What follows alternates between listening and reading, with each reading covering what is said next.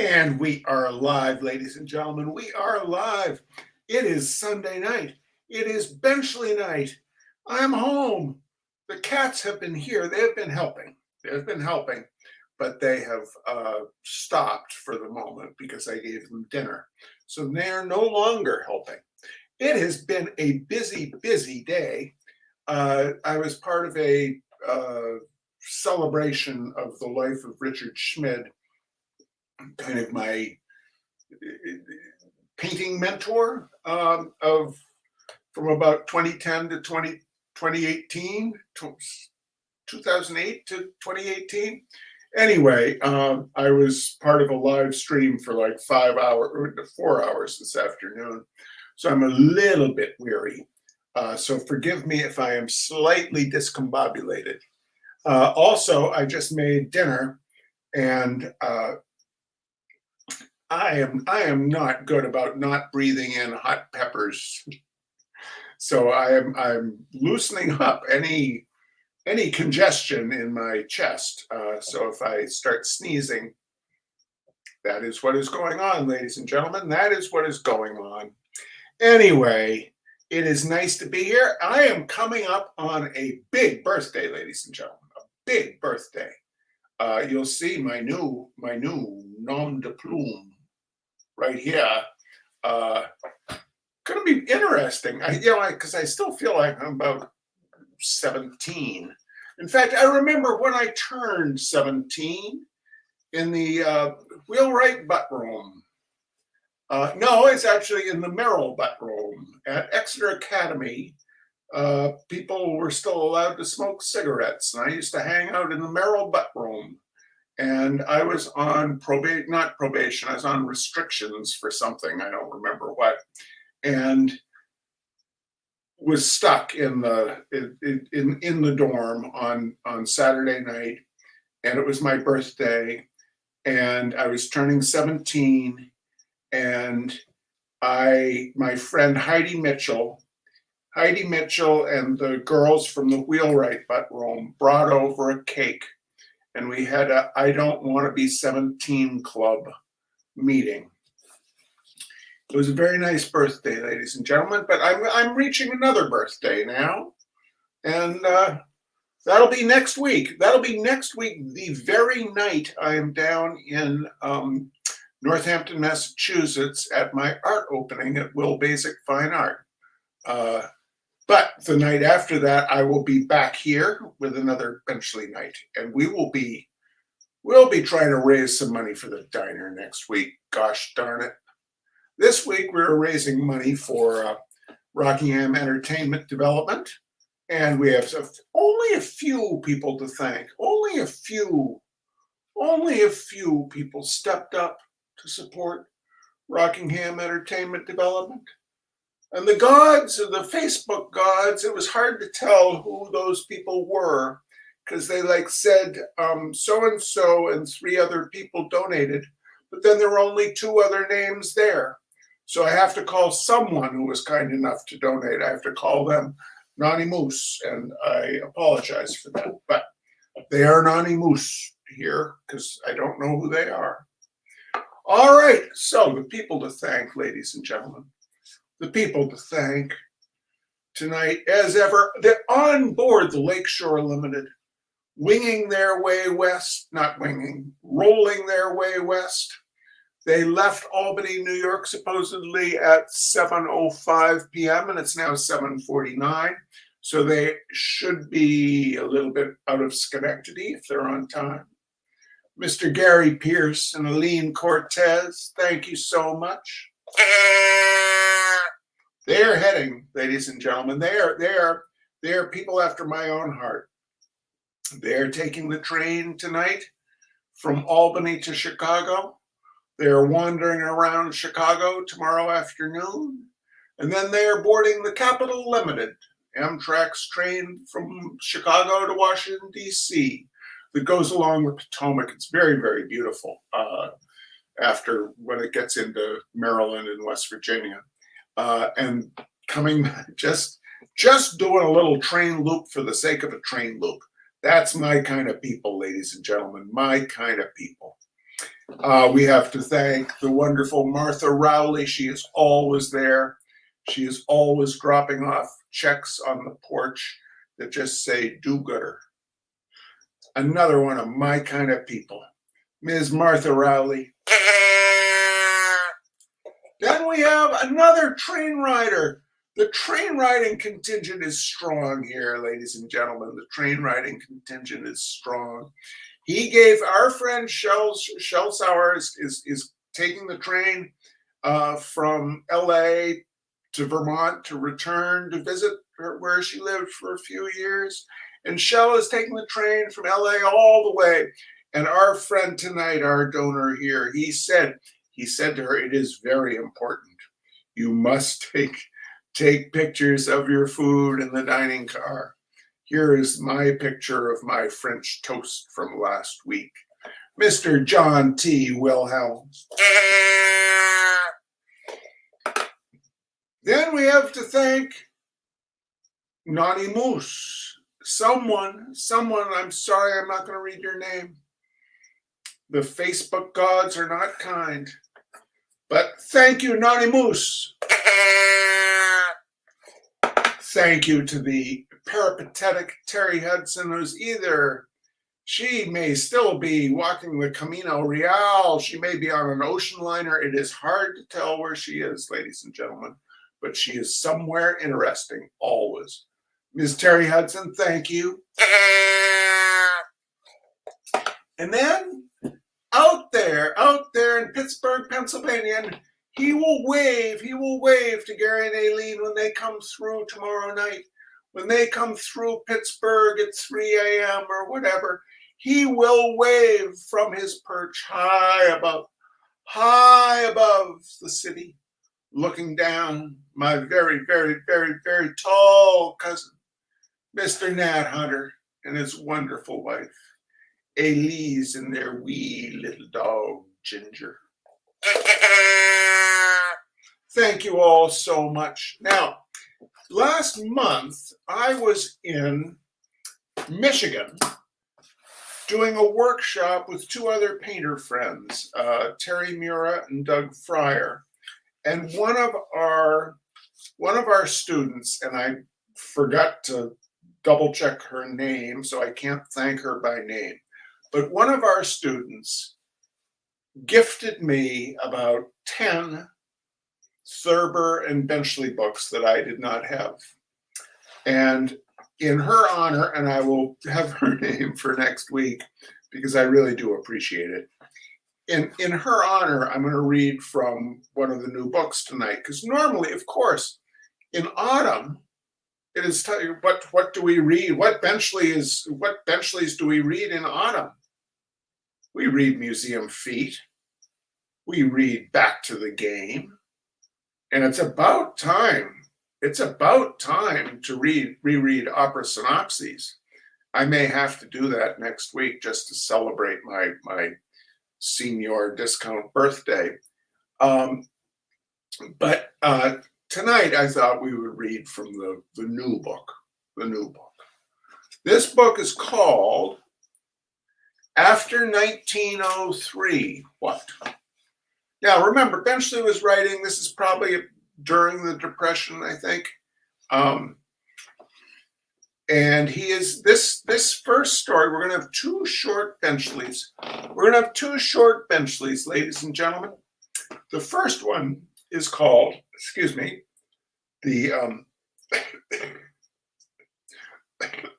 lung cleansing from the hot peppers that I was cooking is still proceeding. I have to have a restorative draught of IPA.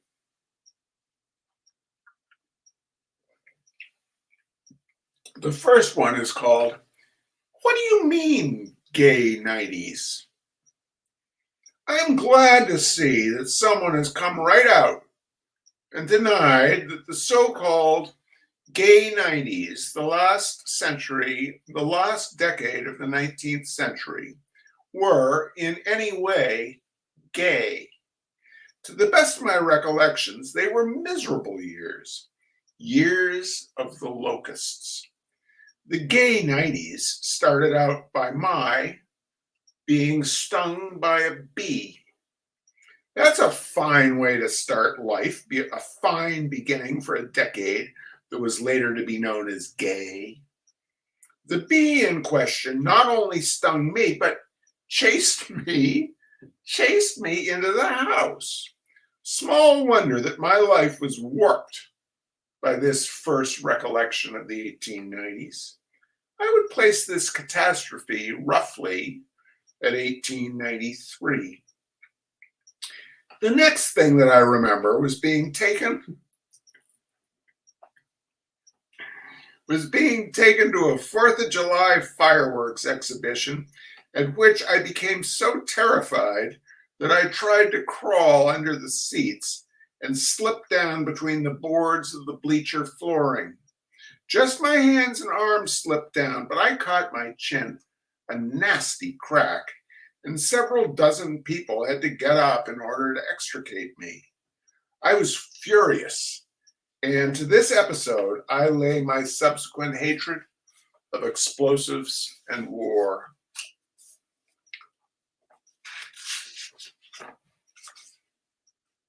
In 1895, I was sent to kindergarten. On the very first day of school, a little girl pulled my chair out from under me.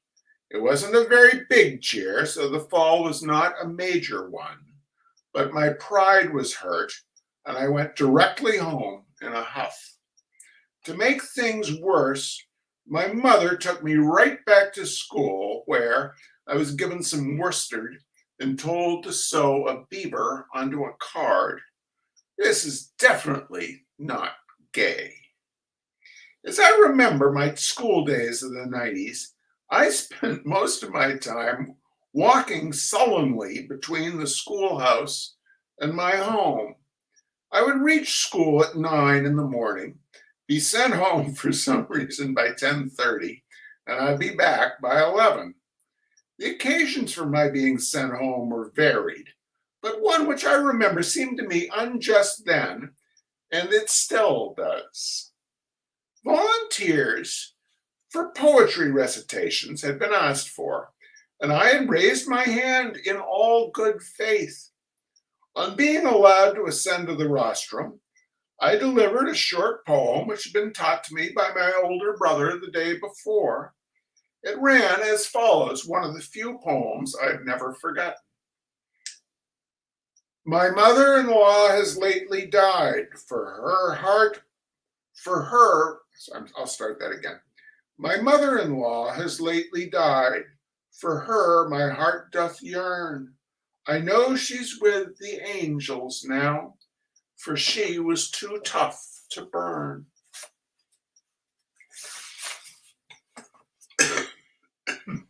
I made my bow and went right from that into the familiar march home. This seemed to me to be a bit unfair.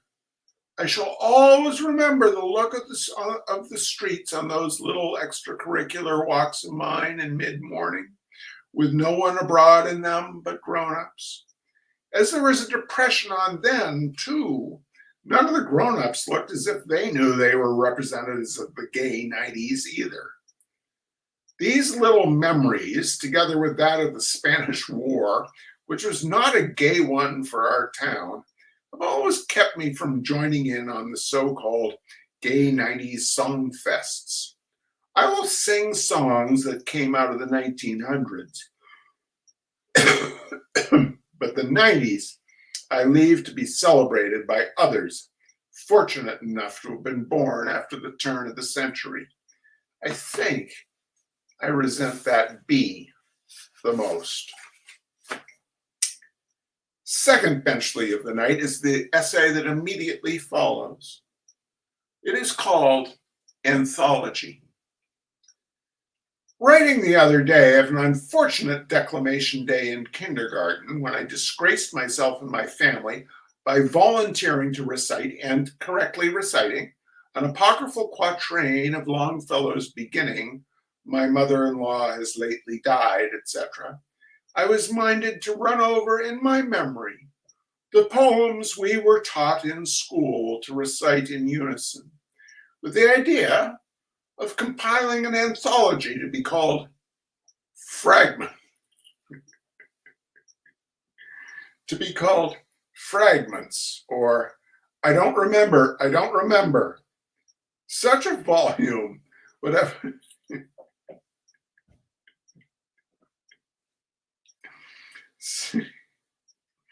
such a volume would have a practical value in furnishing parties with a game in which people were asked to supply the missing words and to continue with the missing stanzas, in addition to specifying the authors with dates and clarifying the significance of the poems in question. The first few pages of my anthology would run something as follows. They buried him something at dead of night, the sod with their bayonets turning, by the something moonbeams, something light, and the something lights a burning, the burial of Sir John Moore, anonymous. Still sits the schoolhouse by the road, a ragged beggar, something, something. Around it still the sumac grows, and something, something are running. Last verse. Something, something, something, something, something, something, something, something, something, something. Something, something, something, something, something, something, something, something, something, something, something. Because the brown eyes lower fell, because you see, I love you. No name and anonymous.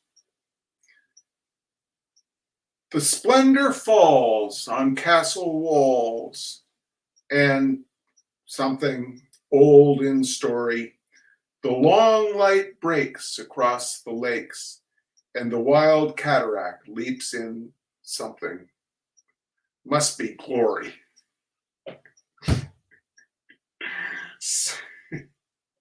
The title, something about a bugle. Lord Alfred Tennyson. The breaking waves dashed high on a stern and rock-bound coast. Something, something, something, something, something, something, something, something, something, something, something, something, something. The Landing of the Pilgrim Fathers by Mrs. Hemans. How sleep the brave who sink to rest. End of poem by Anonymous. Anyway, you get the idea. Not only do the missing words have to be supplied, but the following stanzas. No fair picking poems that people have learned since they were in the elementary school. No fair anybody under 35 playing. The above are just some of the ones I myself can't remember. Make your own lists according to your age and the schools you went to, and do not send them to me. I am sick of the game already. All right, ladies and gentlemen. All right, Senior Discount signing off here. We'll see you next week, where we're going to raise some money for the diner. Yes, indeed. It'll be a Benchley night to remember. It may be Opera Synopsis Benchley night. Hope to see you. Take good care. Bye-bye.